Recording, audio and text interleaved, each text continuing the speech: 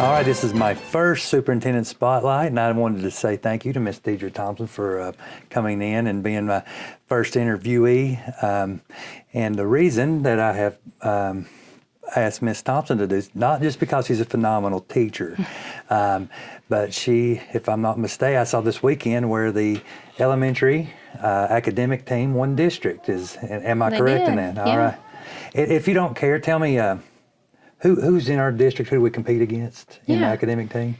So this year our district included Page and Wright Fork, and we actually hosted the competition for district this year, and so we all had it here. And we had a huge turnout on the Pineville side. We've got some really eager and interested students, so we had a huge team, and they did really, really well. Oh, great. And they did come out with the district championship on that. So overall we placed first with all of our competitions that we competed in. And well, I had a chance, and I'm sure I wanted to brag on the custodial efforts to make sure the building looked phenomenal. No, it looked great. It was super impressive. We looked good, and you know, that just... Well, the things that were released on social media I thought looked fantastic. Yeah. And the kids being able to take their picture in front of the backdrop and things, I thought really was a nice touch. Yeah, that was a good and I appreciate you leading the charge in that. So when they get into the academic team, and we are with the district, competing for the district championship, what are some of the events that take place?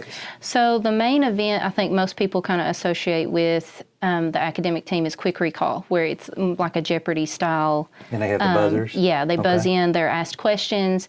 Some questions they can talk to each other to answer, and then some they just have to be on their own.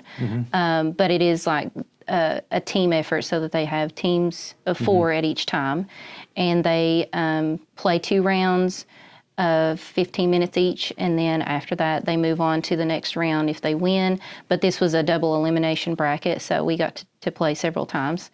But besides the quick recall, we have individual competitions of content assessments, so they have composition, math, language arts, arts and humanities, science and social studies tests.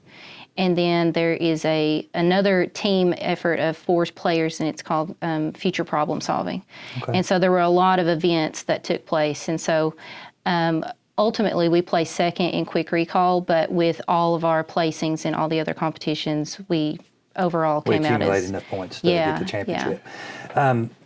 Who is on the starting lineup for the quick recall team? So I have a very new team, a lot of them, because I have so many, such a huge interest. A lot of them are new to the team, but my starting lineup that I had included Jack Gaines, Riley Baker, Jonah Craig, and Braden Miracle. And 3 out of those 4, they're all 5th graders, but 3 out of the 4 were previous players from last year, so they had some experience, and that really helps. Did they win the district last year? Yes, they did. So this is back-to-back champions. Back-to-back. All right. Yeah. I love it. And then, were there any other standouts as far as with some of the other events? So in each of the other competitions, you can place, except for FPS, you can place 3 students to compete in each one. And I think in every single one except maybe one, we had all 3 students place, and they placed in 1st through 5th place. So we had a huge turnout in all of the written assessment tests. So the content, we did really well. FPS, we did a really good job. That's our 2nd year doing that and doing so well. The same that we're on the quick recall, same students? So they can do multiple events, but for the FPS, there's Braden Miracle, Jack Gaines, Riley Baker, and then Maddie Thompson. Okay. Yeah. Great. And so where does it go from here? We won the district, and they showed well in a lot of different events. Where do we go on to compete at another level? So if they placed in any of the written assessments, and then our quick recall placing 2nd and our FPS placing 1st, they get to go on to regions, and that's held at Wallens this year. Okay.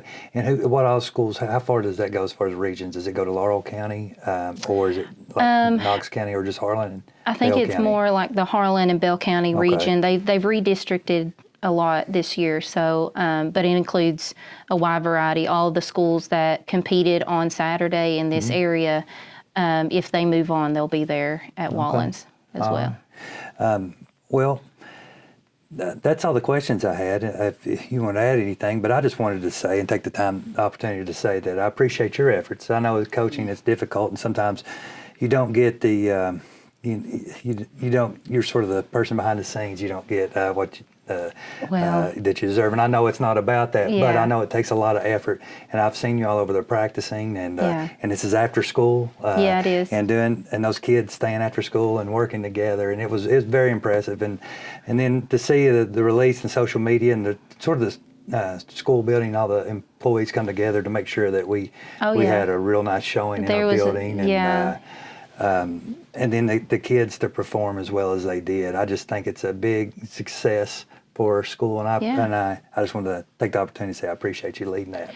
Well, I mean, it was all, they showed what they could do, and I was super proud of them, but I'm really thankful and want to give shout outs to everybody that helped put it together, because it was not just me. We had so many people that helped to volunteer their time to help pull things together and donate food and things like that. So we've got a lot of people that, just kind of help when you need it, they're there. Yeah, and that's what we do here at Pineville, and I appreciate that, and I want to take this opportunity to recognize that. So with that, that's the end of this week's Superintendent Spotlight. I hope you all enjoyed.